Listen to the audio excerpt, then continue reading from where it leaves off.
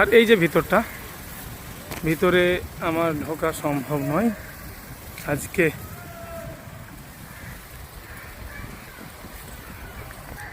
আসলে এত কম সময়ে সব কিছু ঘুরে দেখা সম্ভব নয়। হ্যাঁ, ভীষণ এরিয়া, বড় বিশাল এরিয়া। এই যে দেখতে পাচ্ছ তোমরা,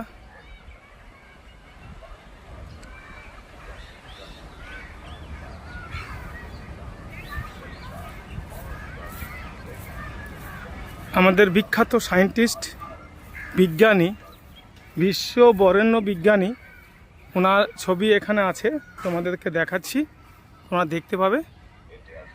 হ্যাঁ, তোমরা দেখতে পাবে।